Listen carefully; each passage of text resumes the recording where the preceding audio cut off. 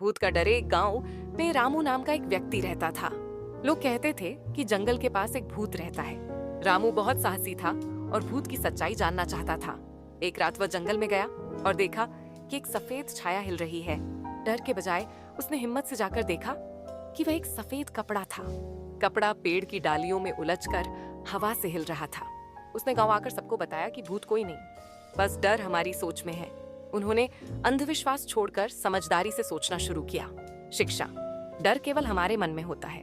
एक समय की बात है, एक छोटे से गांव में एक गरीब किसान रहता था। उसके पास एक बकरी थी जो उसकी जिंदगी का सहारा थी। एक दिन किसान ने देखा कि बकरी ने खाने की तलाश में जंगल की ओर चली गई है। किसान ने तुरंत बकरी का पीछा किया और जंगल में जा पहुंचा। वहां उसे एक घायल हिरण मिला। किसान ने देखा कि हिरण बहुत परेशान है। उसने उसकी मदद करने का निश्चय किया।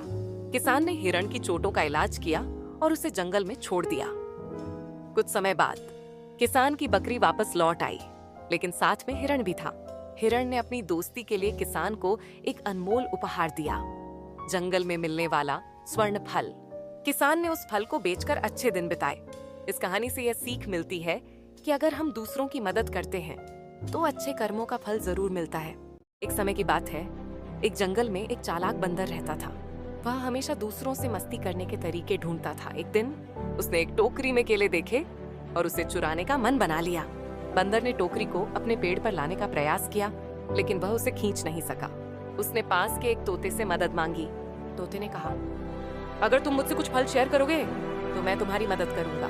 बंदर ने अपनी बात पर सोचा और तोते को फल देने का वादा किया। तोते ने अपनी बुद्धि से टोकरी को बंदर के पास पहुंचा दिया। बंदर ने तोते को फल तो दिए, लेकिन बाद में उसने उसे धोखा दिया। लेकिन फिर बंदर को समझ आया कि धोखे से मिली चीजें खुशी नहीं लाती।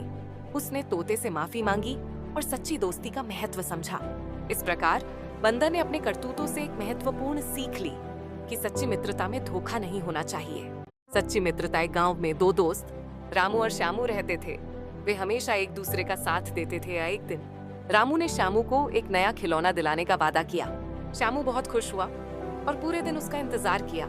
अचानक एक तूफान आया और श्यामू का खिलौना बह गया।